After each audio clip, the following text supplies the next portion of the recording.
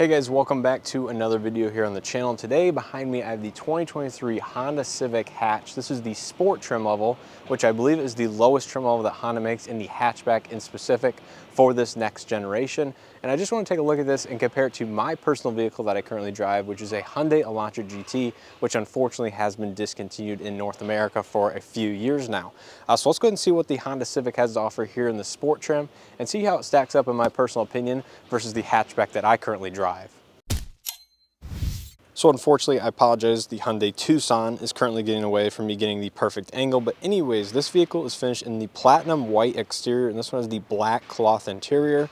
And I really do have to say, I like the exterior styling of the new generation Civic, especially in the hatchback form, which also the Civic Type R is based upon the hatchback version of the Civic. So I really do like the styling on this next generation Civic in the hatchback form. Now up front, you will find LED headlights. These are reflectors with the LED daytime running light and turn signal integrated in them.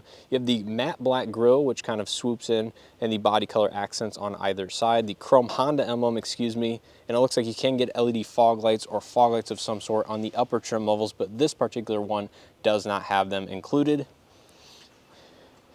Coming to the wheels and tires, these are the 18-inch alloy wheels finished in this gloss black accent. They're 235 Goodyear Eagle Sport all-season tires, so kind of a sporty all-season, pretty high quality in my opinion.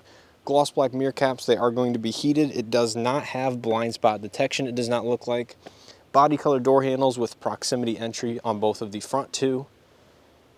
And here from the side, even though the hatchback is currently open, it does have a more swooping hatchback design versus the Elantra GT that I drive, which has a more traditional kind of squared off rear end. But like I said, I really do still like this, and it's still very practical nonetheless, even if it doesn't have quite the same amount of storage space inside. And hopefully this gives you a little bit better idea of how the rear end looks. Obviously I can't close the trunk because all of the latches are taped for the show later today. But out back, as far as the lighting goes, you can see there is partial LED lighting, it looks like, with incandescent turn signals and reverse light in the hatch section, so nothing unusual there. I do like the rear diffuser accents. It gives it a little bit of an aggressive stance, but there's no visible exhaust tips, which I really do like in vehicles, especially more sport-oriented ones. It does have a rear wiper, which is important to note. This glass is quite horizontal for the hatchback segment, but it is nice that it does include a rear wiper. Something like the Ioniq 5, unfortunately, does not have a rear wiper. But like I said, I really do like the design language on this new Civic. I think it looks quite sporty, athletic, stuff like that. Let's go ahead and take a look at the window sticker, see what options this one has in particular. So once again, this is the Civic Hatch Sport, which you can see I really do like Honda, how they lay out the four-door sedan, as well as the hatchback and all the trim levels and the entry-level price points that each one's at. The Sport CVT, you can see, is basically the base trim for the hatchback lineup. If you go to the four-door sedan, you do get the LX, which is one step down. You can see this one is $26,945 to start, and there are some extra costs. Paint colors you can option, including the platinum white that this one is seen finished in. So that brings the total MSRP on this exact vehicle to $26,940, which is a hair more than my personal vehicle stickered at back in 2019 when it was released. It was about $25,500 to $26,000 depending on how it was equipped. But that is a little bit higher, but I would say this vehicle in particular does have a few more options that mine did, including the adaptive cruise and some of the driver assistance technology, which does make up some of that kind of cost difference between the two vehicles. So overall, I would say this is quite comparable in price point to the vehicle that I currently drive. Let's take a look inside. This does have the black cloth interior once again. It looks like it does have some leatherette accents. Starting out on the door panel, soft touch upper, cloth accented door handle pull with some accent stitching, power windows, mirrors, and locks with automatic front two, silver accented door handle pull, and a good amount of storage in the lower door panel. Looks like you do have a manual 6-way driver's seat, which is the same as the vehicle that I currently drive. Leather on the outside with some stitching, cloth insert with a little bit of design to kind of break it up. Looks very nice. I will say my vehicle that I'm currently in is the Elantra GT N-Line, which comes standard with leather and all of the red accent stitching, which I personally prefer, but I would say these seats are going to be plenty comfortable and look very nice from a design perspective. I just like the red accents in my vehicle that kind of break up the interior from all black. But stepping inside, you can see immediately you will have a partially analog, partially digital gauge cluster. It looks like the right side has a tachometer or a speedometer and the left side is fully digital. The infotainment looks like it's going to be on the smaller side. I believe this is a 7-inch infotainment, which is much smaller. Mine personally has an 8-inch screen, and vehicles anymore in general are increasingly getting larger when it comes to the screen. So I would say that's a little bit on the small side nowadays. Nice, it does have a leather wrap steering wheel with some stitching. Paddle shifters on the back. I'm sure that's for the CVT. Obviously, you can't make it feel like a dual clutch, which my car has, or a traditional torque converted automatic, but does have paddle shifters. Left side has your audio and multimedia controls. The right side has your cruise control and safety systems. This does have adaptive cruise with lane keeping assist, so that is a huge upgrade versus the vehicle that I have, which was part of the tech package to get the adaptive cruise control and all these safety systems. Automatic headlights on the left side, regular wipers on the right side. Gloss black accents around the vents, and this is one of the cool design language elements from this next generation Civic, which I do like, and is trickling down into the Accord and some other vehicles as well. There's your gauge dimming. Looks like it does have the traction control off. I'm not exactly sure what that top button is. Nice soft touch dashboard, very similar to the car that I currently drive. Once again, that vent element continues across the dash all the way into the passenger side door.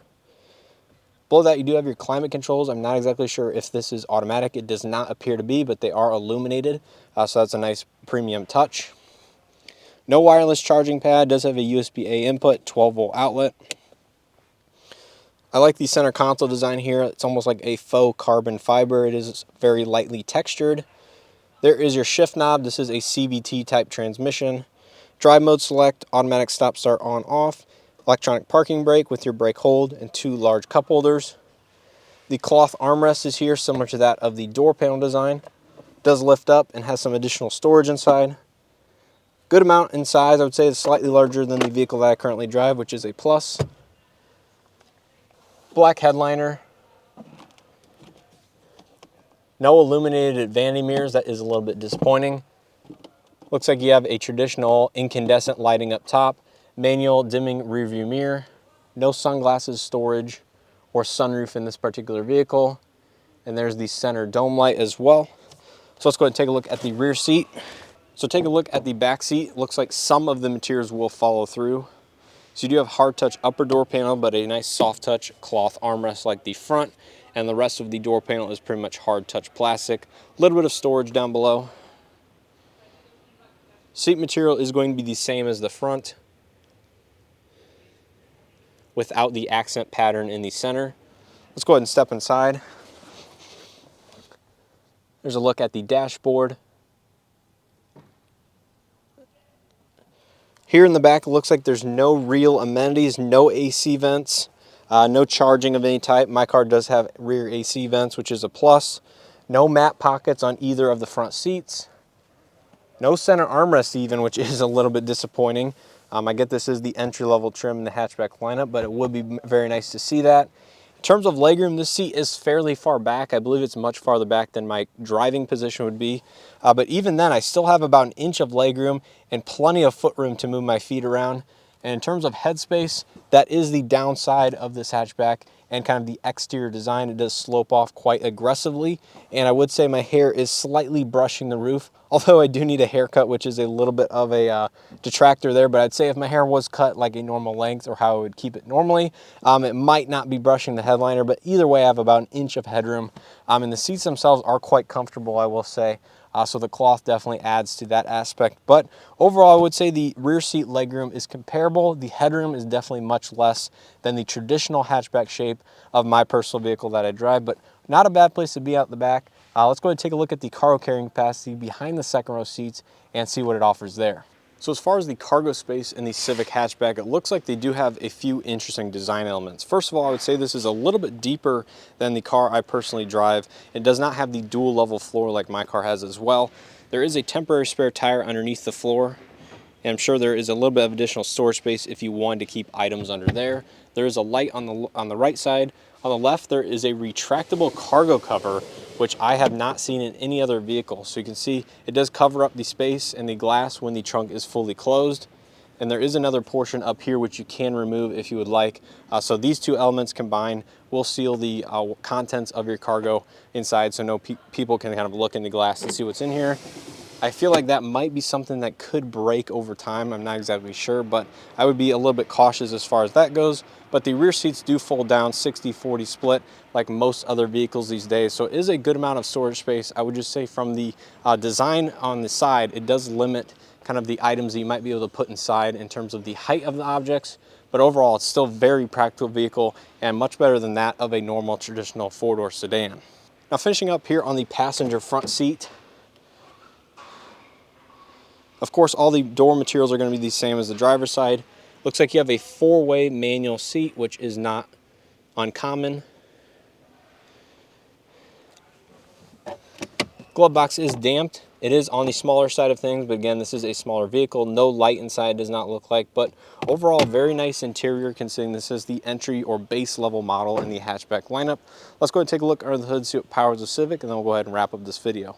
So under the hood, you'll find a 2-liter naturally aspirated 4-cylinder engine paired to a CVT type transmission.